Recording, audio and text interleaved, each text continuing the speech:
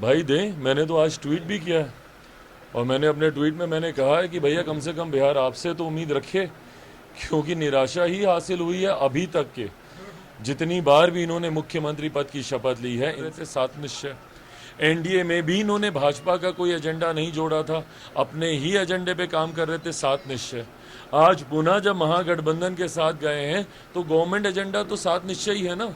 नमस्कार, मैं हूं देवांशु। आप देख रहे हैं न्यूज़ फोनेशन। हमारे साथ बात करने के लिए चिराग है। चिराग, चाचा भतीजे की नई सरकार जो है वो बन गई है।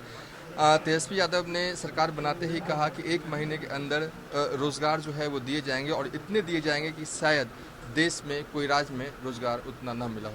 भाई दें, मैंने तो आज ट्वीट भी किया है और मैंने अपने ट्वीट में मैंने कहा है कि भैया कम से कम बिहार आपसे तो उम्मीद रखे, क्योंकि निराशा ही हासिल हुई है अभी तक के।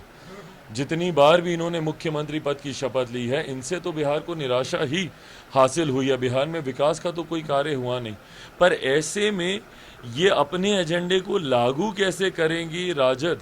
भाई ये भी तो प्रश्न उठता है ना। क्या इन्होंने कोई एक साझा न्यूनतम कार्यक्रम बनाया?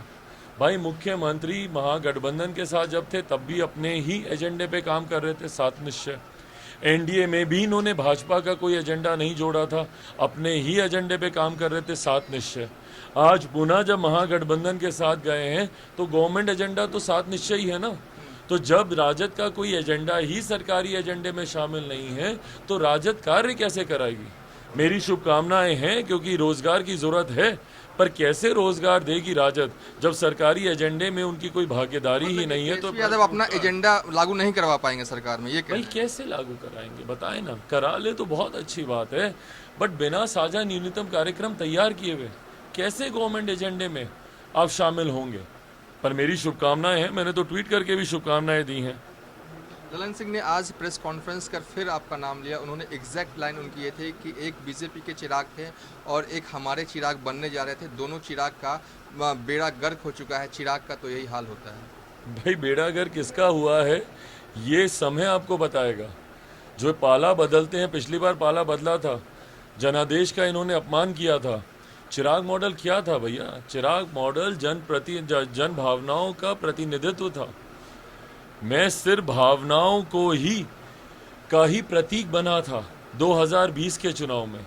2015 में इन्होंने जनादेश का अपमान किया, 2020 में तीसरे नंबर की पार्टी बन गए।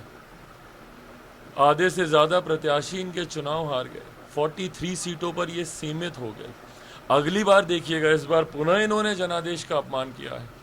2024-25 जब भी मध्यवर्ती चुनाव होंगे अगले, उसमें आप देखिएगा खाता तक नहीं खोल पाएगी मुख्यमंत्री की पार्टी। चलिए, ये थे चिराग पासवान जो कह रहे थे कि मध्यवर्ती चुनाव में खाता तक खोल नहीं पाएगी जेडीयू। कैमरामैन अकबर अली के साथ देवांशु, न्यूज़ 4 नेशन।